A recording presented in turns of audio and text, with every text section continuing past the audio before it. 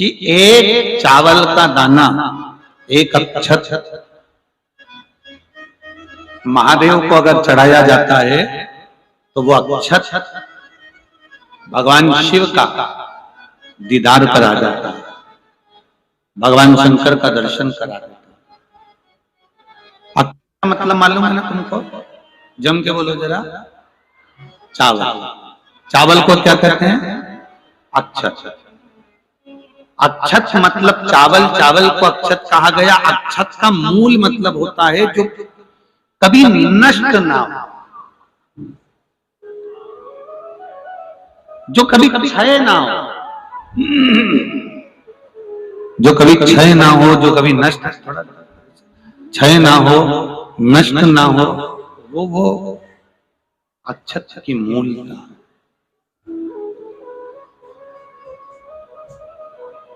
बाबा को हम लोग पूजन करते हैं, आराधना करते हैं। शिव महापुराण की कथा में आपने स्मरण करा होगा, आपके पंडित जी अगर आपके यहाँ पूजन कराने आते हैं,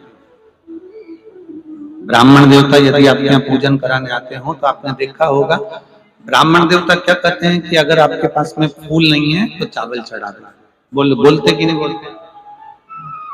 आपके पास में कोई दक्षिणा नहीं है, चावल चढ़ा दो।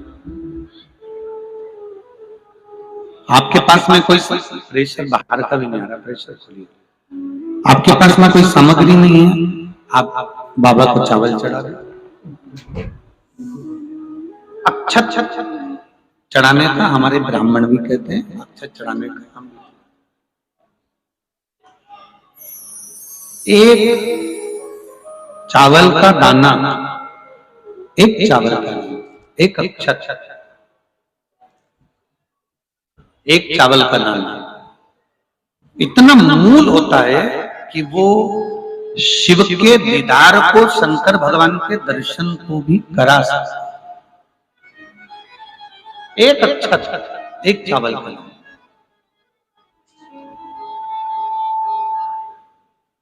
अब थोड़ा ध्यान देंगे हम। रानी ने सुन लिया, खड़ग देव की पत्नी ने सुना कि अगर चावल का दाना शिव जी को चढ़ाया जाए तो एक चावल के दाने से एक शिवालय का, एक शंकर के दर्शन का फल प्राप्त हो जाता है।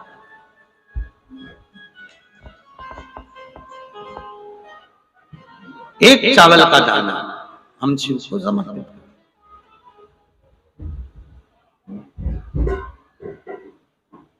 पीपल के वृक्ष के नीचे पितरों की शांति है तो कितने चावल के दाने चढ़ते हैं?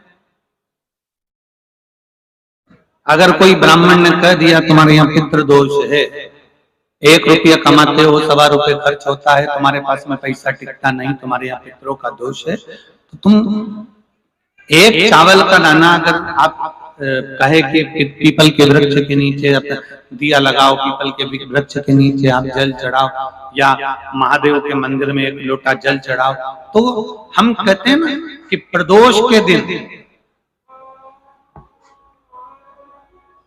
बेलपत्री का वृक्ष, पीपल का वृक्ष, आंवले का वृक्ष, बड़ का वृक्ष या शंकर का शिवालय,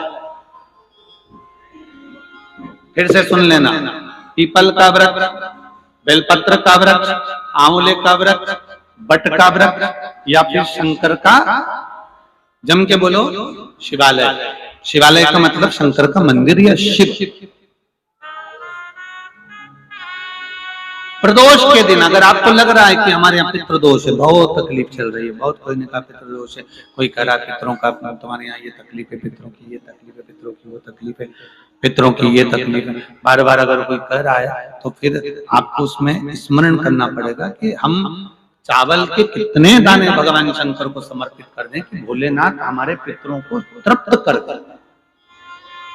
हम तृप्त नहीं करेंगे, हमारी सामर्थ्यता नहीं है कि हम पितरों को तृप्त कर सकते। आप में से कोई है जो पितरों को तृप्त कर सकता है? संसार में कोई नहीं जन्मा जो अपने पितरों को, अपने पूर्वजों को तृप्त कर दे।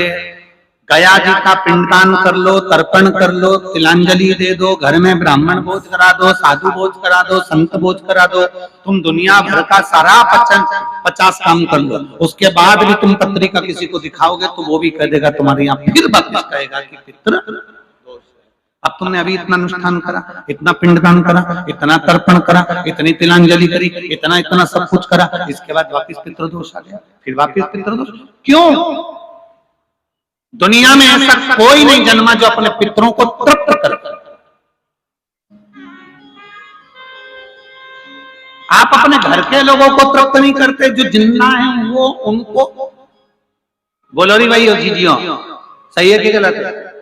जो जिंदा हैं, माँ बाप अपने बेटे के लिए कितना भी कर ले, कितना भी, आखिरी में एक दिन बेटा कह देता तुमने हमारे लिए क्या करा।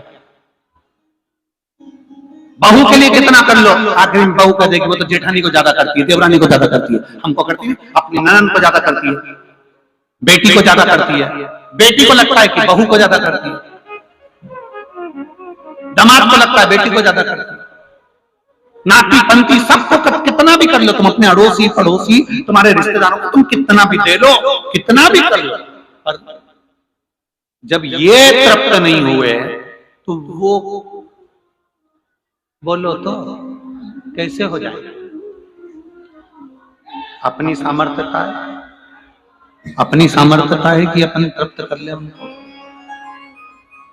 अपनी कोई सामर्थ्यता नहीं है कि अपन पितरों को तृप्त कर ले, या अपनी सामर्थ्यता के अंतर्गत नहीं, ये अपनी सामर्थ्यता नहीं है कि हम अपने पूर्वजों को, अपने पितरों को तृप्त करें। तृप्त कौन करेगा?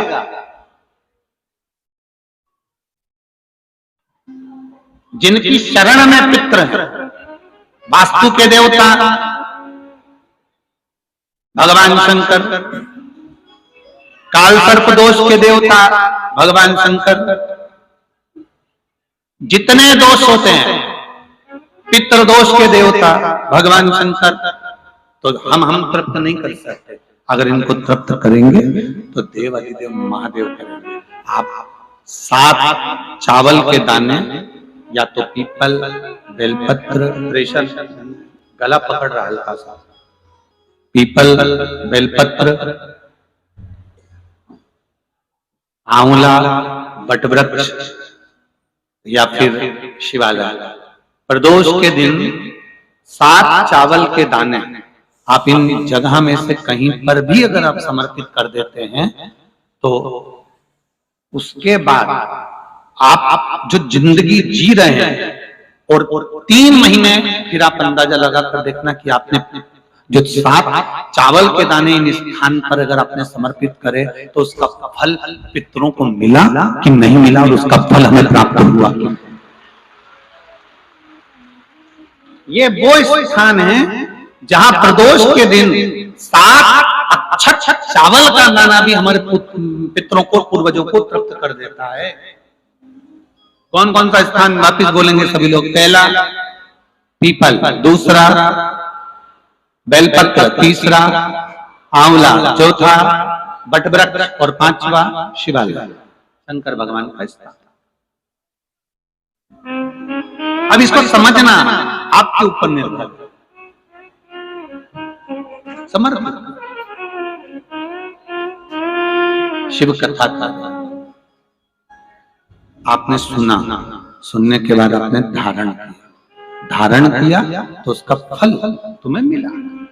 धारण करोगे तो फल मिलेगा। परेशान नहीं करते हैं पितर, आपकी कुंडली से पितर दोष को एकदम से समाप्त हो जाता है।